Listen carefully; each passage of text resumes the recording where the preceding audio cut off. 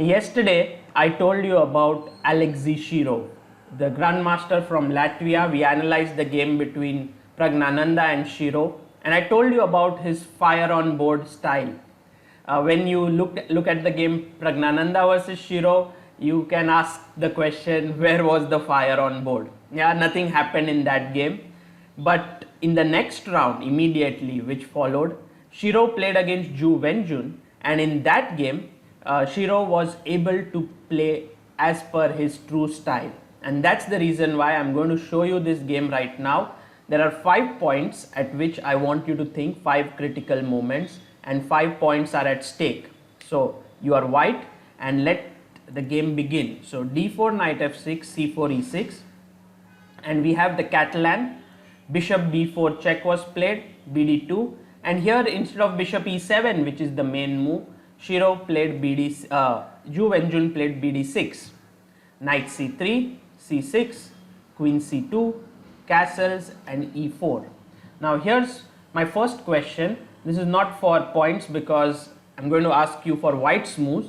It's just for you to think about what would you play here as black. Ju Wenjun actually took d4 in this position.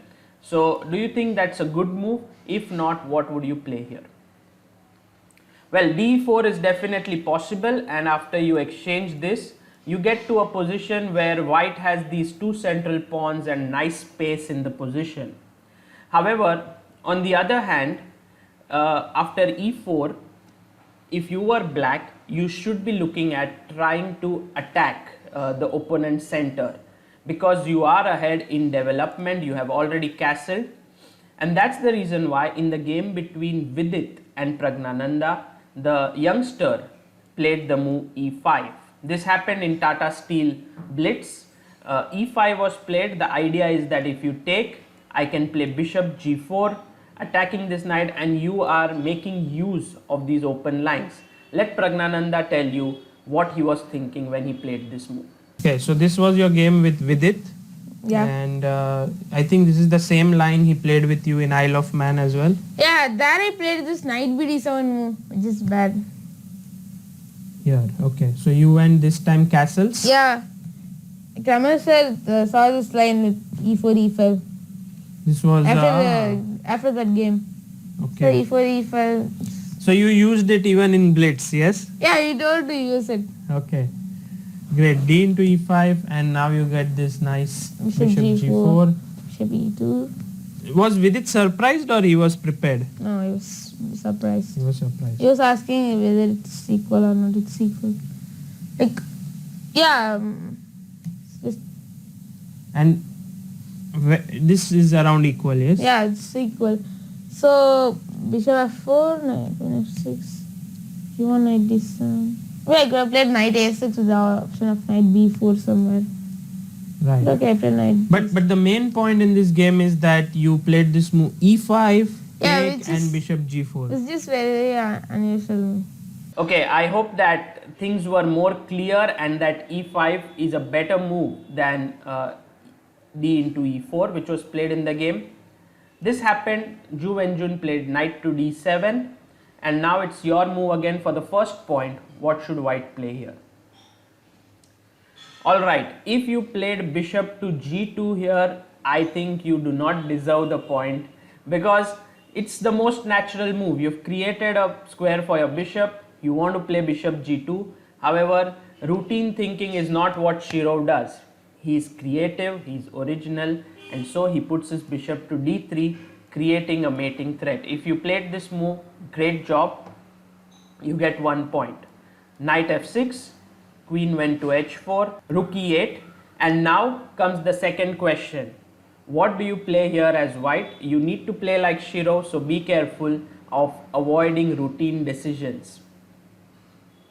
Okay, I hope that you decided to attack in this position and not just play the routine move castles. This is possible, it's a fine move, but Shirov is of course going to play long castle, and this works really well because the rook stands opposite the queen, and at the same time e5 or c5 breakthroughs become even more difficult to engineer.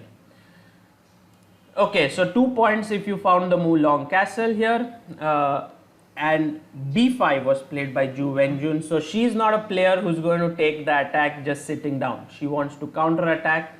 And here's the second question, third question. What do you play here as white? Well, I hope that you were able to find the move c5 here. This is typical Shirov. What he does is he creates chaos on the board. Now he sees that bishop into c5 is possible because after dc5 you lose the most important piece in the position.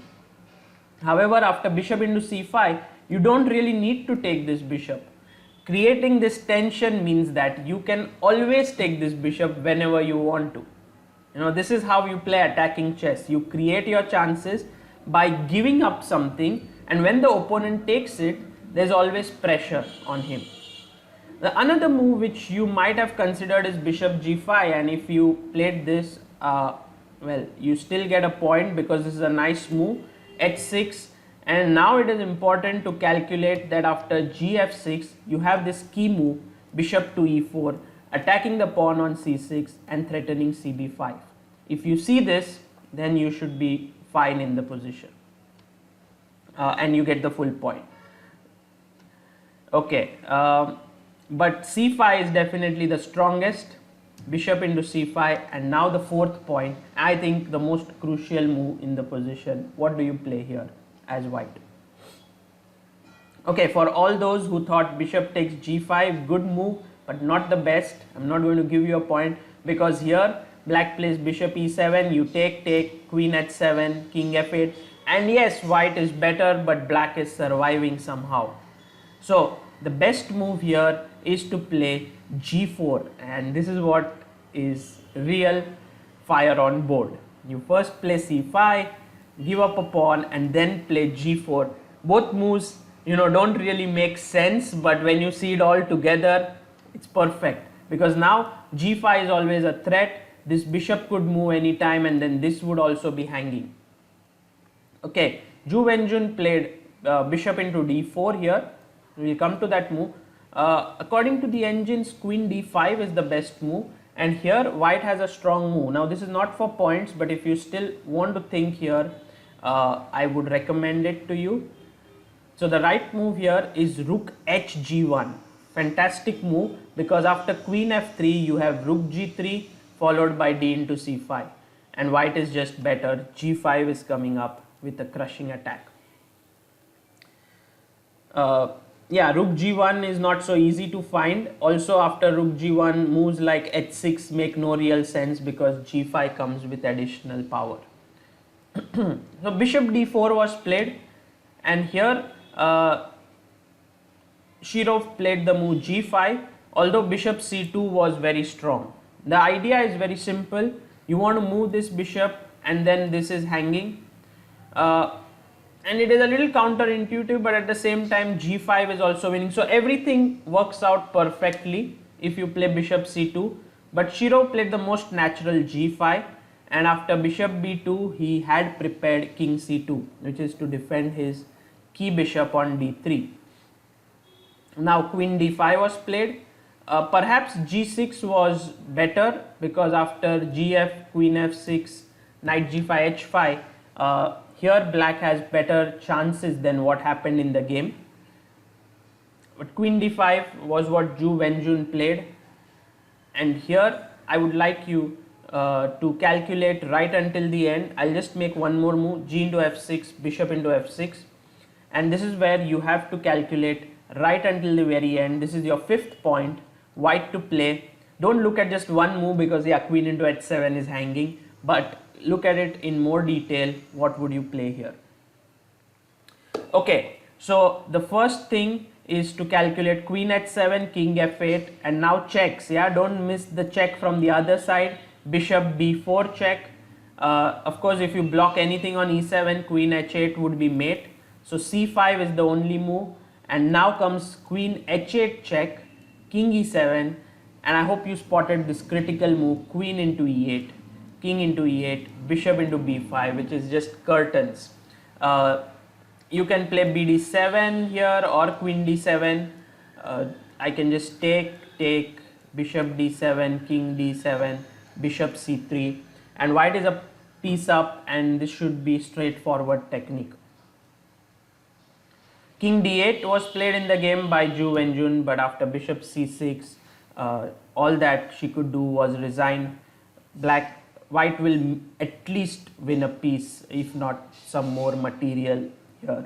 So that's 5-point quiz with Shirov. I hope that you were able to learn from his game. I really liked a couple of things, like a few things I want to share. One is bd3, not a routine decision to put the bishop on g2.